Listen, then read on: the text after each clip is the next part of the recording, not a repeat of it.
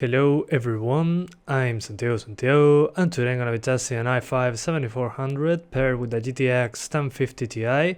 I'm trying to get to 60 frames per second, so I will be tweaking the game as needed. I also have to lower the resolution on some games in order to hit 60s. If you're interested in purchasing any of the parts featured in this build and support the channel, there are Amazon affiliate links down in the description. So first I'll be doing Battlefield 1 multiplayer, 1080p. For what I could see, the game sometimes had some hard freezes, so it froze for like 3 seconds and then continued. And there were some stutters every now and then, but they are not really that usual, as you will see in the video. The game was totally playable, I had no issues. I'm terrible at this game, that's obvious, but at least I could control the game with a lot of comfort. It was easy to aim and all that kind of stuff, so I have really not much of a complaint about it. Just sometimes the game stutters or has some big freezes, but those are rare and far between. But it can happen on big matches like this of 64 players, all that kind of stuff. But yeah.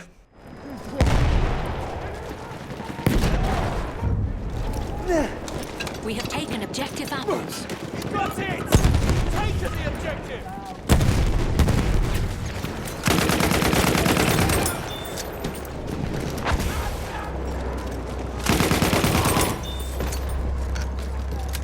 GTA 5, I'll be doing 1080p with tweaked settings. You'll see them on screen right now. Very high textures, shaders, I lowered them to high. As you can see, pretty high settings, as you would say. And on the advanced graphics, I enabled two things. As you can see there, the long shadows and high detail streaming while flying. And as you can see now, I'm flying on a chopper into the city, and I'm getting 90 frames per second. You'll say, hey, you can crank up the settings. Well, not really. Here, what I'm trying to do is pretty much a stress test, a lot of explosions and all that kind of stuff. And there it will drop very close to 60 frames per second. You'll see it right now once I start exploding cars. That was pretty much the objective of this test, doing a lot of explosions, then flying around a little bit more. So I'll be exploding some cars and buses very close together, trying to get as much of a hit to the frame rate as I can, but it won't drop below 60 for what I could see. It might drop to 58, but just for a second. So yeah, it's really stable. I'm kind of impressed about it. And then after this part, I just get into a chopper again and fly away, and there I'll switch to the next game.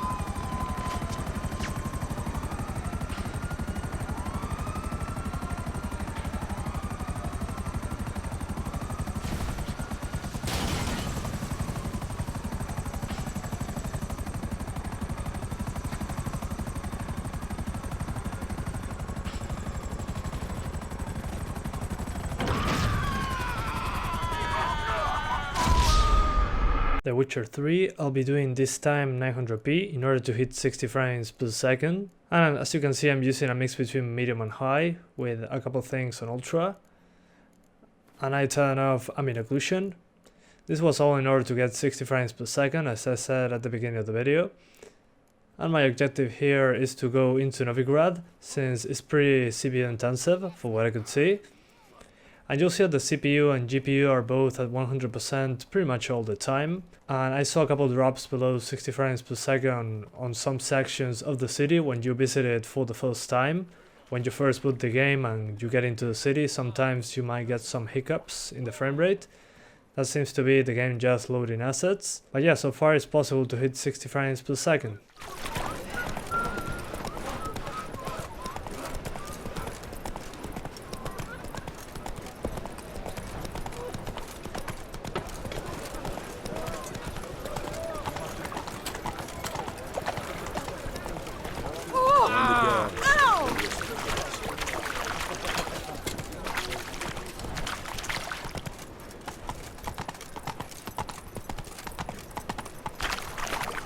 Surrender unorthodox books.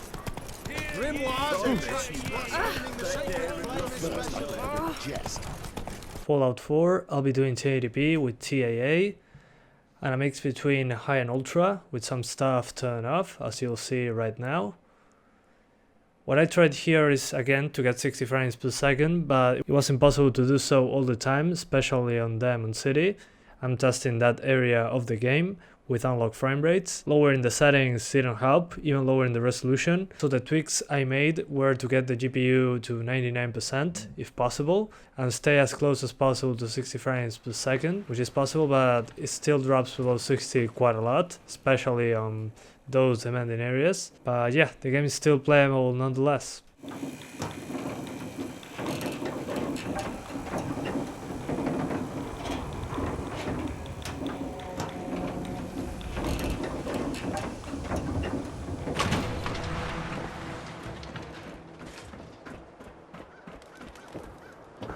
Who needs a haircut?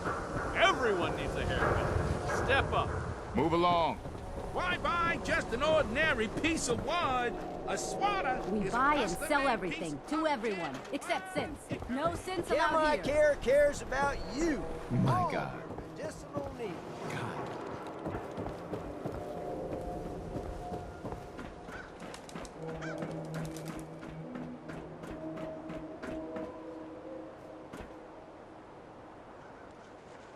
Hitman, I'll be doing 1080p with DirectX 11. I had some problems using DirectX 12. I had some stutters. I'll be using pretty much medium settings, as you see there. And I'm just testing in Marrakesh, the one that I always test. Because it has a lot of NPCs, I always have problems to hit 60 frames per second here. But outside this very busy map, you can get 60 frames per second quite consistently on the other ones. But there are some stutters every now and then that are common in this game. If you want a better experience, just cap the game at 60 so the CPU doesn't get pushed too much. But don't worry, it's a great experience. Dash for it, huh? I just stuck in traffic or something. Or the protest you doing? found out where he was going and he went. Whoa, dude, I saw that. What are you, brain damaged? All right, nice and slow. Yeah, I got you. Okay, don't panic. Whatever you do, don't panic. Out of the way. Out of the way. Just Cause 3, I'll be doing 1080p, and you can see the settings here. A lot of stuff is turned off to get to 60 frames per second. If you want to turn on more stuff, just lower the resolution. So my objective here, blow up a gas station, fly around a little bit, and then explode another gas station. Not really much to it, but you'll see a lot of drops below 60 and some stutters while flying and all that kind of stuff. It seems that this game uses a lot of RAM plus a lot of CPU. I suggest having more RAM for this one. It seems that the stutters are due to the page file. It uses the hard drive, so the game has some stutters since it's not as fast as using RAM. I find it still playable, but it's kind of annoying after an hour of playing like this.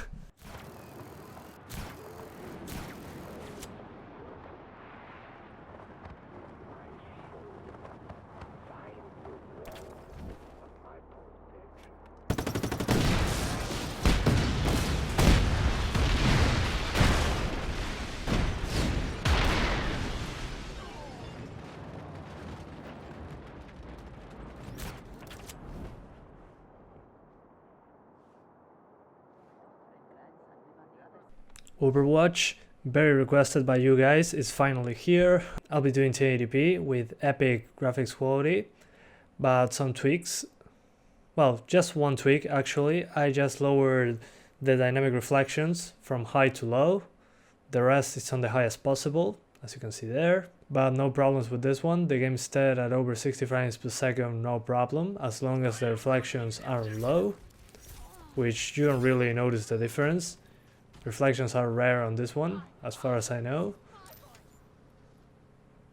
So yeah, no problems with this one.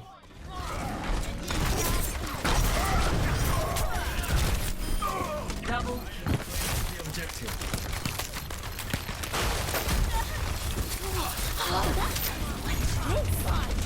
Objective A captured. Escort the payload.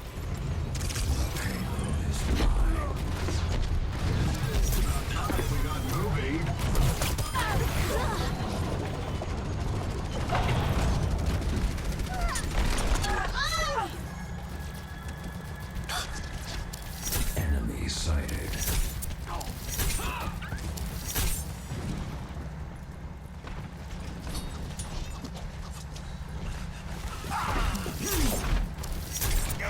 My blade is ready to unleash.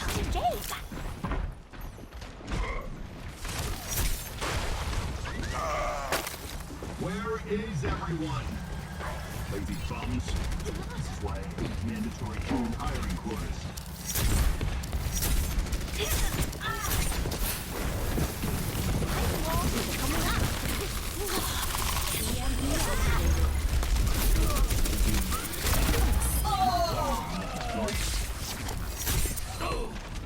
Batman Arkham Knight, I'll be doing 1080p with, well, motion blur, anti-aliasing, chromatic aberration, film grain turn off, then the textures on high and the rest on the other two options on normal. And you'll see that this game has a lot of stutters in this video. I'm not 100% sure on what it is, but it can be like on other games that I tested, that it uses a lot of RAM, so when the page file tries to fill in those gaps, since it's much slower than RAM, remember, a hard drive, the game just stutters. But remember that this wasn't a good port, it improved a lot with patches, but I still have a lot of issues with this one on all my PCs. Having an SSD helped a lot, but I suspect that's due to the page file on the SSD is faster, but still not anywhere close to how fast RAM is. But yeah, still disappointing.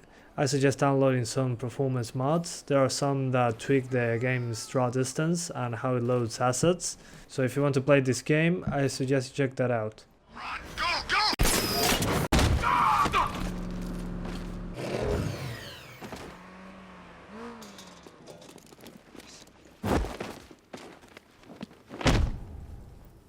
Riddler. Talk.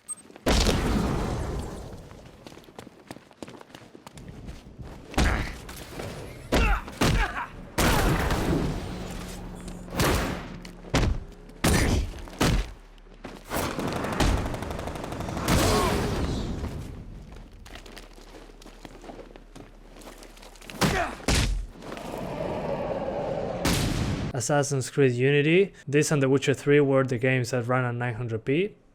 So as you can see there, I'm using pretty much high settings without ambient occlusion or anti-aliasing. And I'll be just in the middle of Paris, running through crowds and fighting a little bit, and not really much else to it, as you'll see here.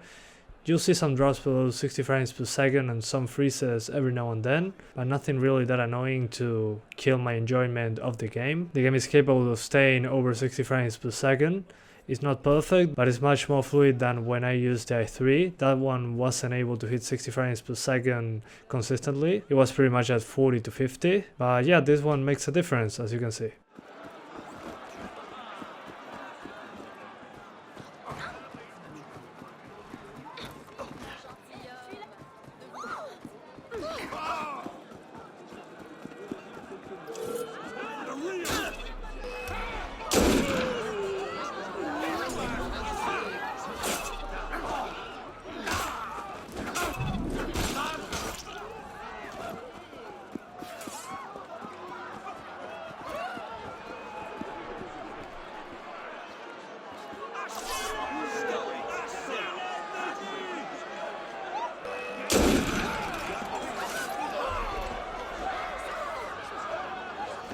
CSGO, I'll be doing 1080p with pretty much the maximum settings using 2x MSAA, And remember, I'm trying deathmatch, so this should actually be worse than playing a normal match when it's just disabling the bomb and all that kind of stuff. Remember that this game can improve with commands. I didn't use any since they usually kill the performance on my end, so I suggest you experiment with them. If you want to learn some of the commands, link down in the description. But yeah, always over 120 frames per second.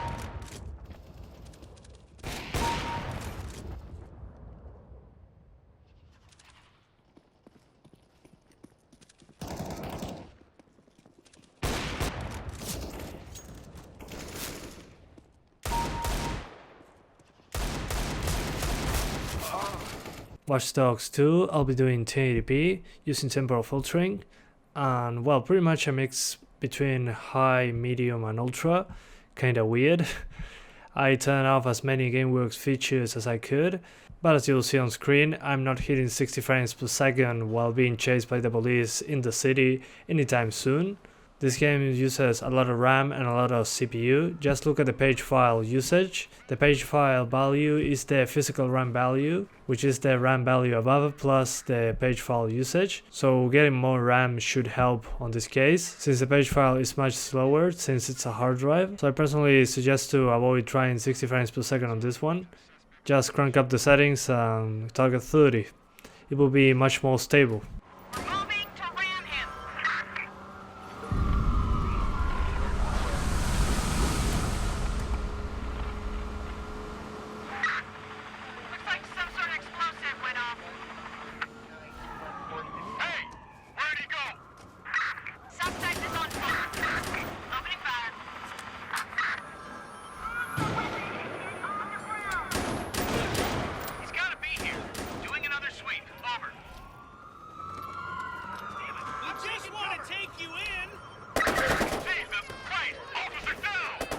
Rise of the Tomb Raider, I'll be doing 900p on this one with RTX 12, and the settings you see on screen, which is pretty much medium settings with some stuff turned off. I kept ambient occlusion and pure hair on since they look good, and pure hair didn't make much of a difference in the frame rate. It was like 3 to 4 frames more. So I'll be running in a very CPU intensive place, and you'll see some drops below 60 frames per second, but it's pretty stable considering how the game looks and all the technology behind it. The i5 is capable of hitting 60 frames per second with some drops every now and then, but I suggest getting a better GPU if you want 60 frames per second with better visuals on this one at 1080p. But so far, not a bad experience at all. The game is totally playable and very responsive.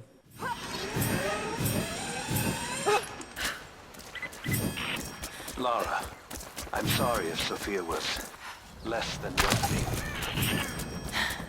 I understand. I'm just glad you were there to vouch for me.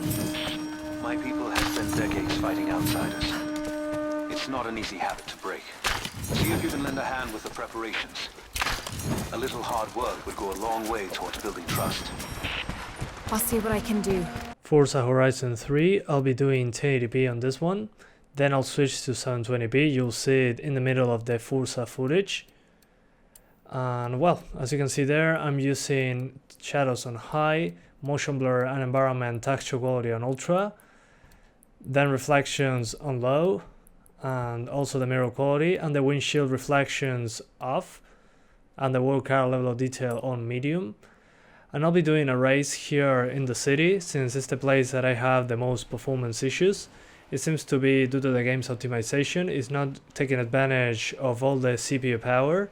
The same happens with the i7-4790 that I have here.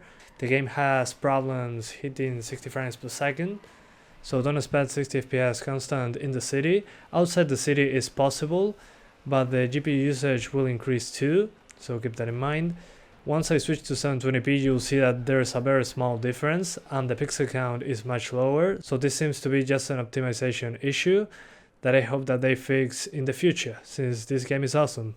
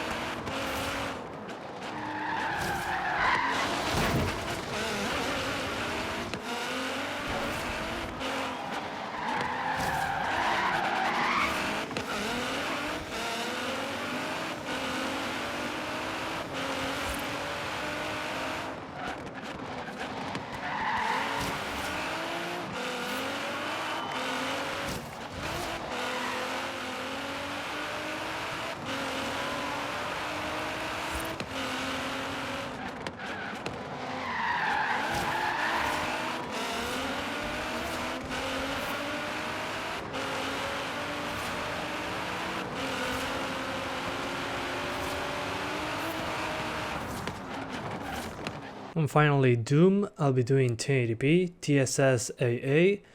I'll be using OpenGL 4.5. That gave me better frame rates than on Vulkan for some reason. On the AMD cards it was the contrary, Vulkan was a much better experience. I don't know what's going on with that.